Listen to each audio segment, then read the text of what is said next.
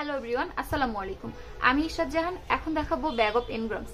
তো bag of এনগ্রামস কি? এটা হচ্ছে অনেকগুলো ভাবে হয়। একটা ইউনিগ্রাম, একটা বাইগ্রাম, একটা ট্রাইগ্রাম, এনগ্রাম বা আরো অনেকগুলো হতে পারে। তো ইউনিগ্রাম কোনটা? একটু আগে আমি যে ব্যাগ অফ ওয়ার্ডটা দেখিয়েছি সেটা হচ্ছে ইউনিগ্রাম, অর্থাৎ একটা একটা করে নেয়। আর যেটা বাইগ্রাম সেটা দুইটা করে নেয়, ট্রাইগ্রাম তিনটা করে নেয়, এভাবে করে চলতে থাকে। তো আমি এখন দেখাই যে বাইগ্রামটা কিভাবে হয়। সাপোজ আমার কাছে এখানে একটা ডকুমেন্ট দেওয়া আছে।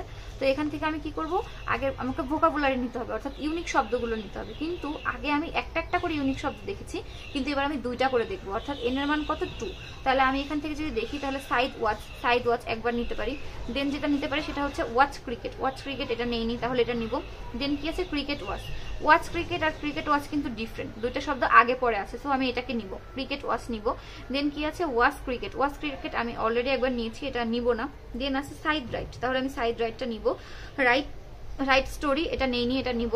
দেন ক্রিকেট রাইট কি আমার আছে না নেই, তাহলে এটা নিব। বাট রাইট স্টোরি এটা অলরেডি আছে, এটা আমি নেব না। তো এখন D1 এর মধ্যে সাইড ওয়াচ কয়বার আছে? একবার।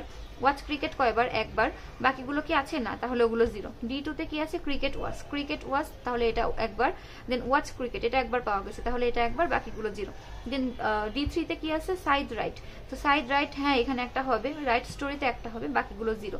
তাহলে ক্রিকেট রাইটে একটা হবে, এটার বদলে এটার ক্রিকেট রাইট একটা লিখবো, আর রাইট স্টোরির জন্য একটা হবে, বাকিগুলো 0। এটা হচ্ছে বাইগ্রাম। আর ট্রাইগ্রাম কি হয়? এটা তিনটা করে নেয়, অর্থাৎ তিনটা করে শব্দ। তো আমি যদি নেই সাইড ওয়াচ ক্রিকেট, হ্যাঁ এটা নিব, এটা নতুন। ক্রিকেট ওয়াচ ক্রিকেট, তো এটা নিব, এটা ইউনিক। সাইড রাইট স্টোরি এটা কি আছে এই দুটোর মধ্যে? না নেই, তাহলে এটা নিব। দেন ক্রিকেট রাইট স্টোরি এটা কি আছে? না নেই, তাহলে এটাও নিব। নেওয়ার পর D1 এর মধ্যে এটা কতবার আছে? একবার, বাকিগুলো 0। D2 তে এটা কতবার আছে? একবার, বাকিগুলো 0।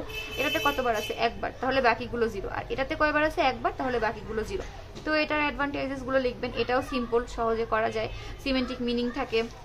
দিয়ে এটা ডিসঅ্যাডভান্টেজ গুলো দিবেন, যে এটা হচ্ছে ইউনিগ্রাম, এনগ্রাম, ভেক্টর সাইজ থাকে, ইনক্রিজ হয়, তখন এটা স্লো হয়ে যেতে পারে অ্যালগোরিদম। তো এভাবে হচ্ছে অ্যাডভান্টেজেস এবং ডিসঅ্যাডভান্টেজেস গুলো দেখবেন।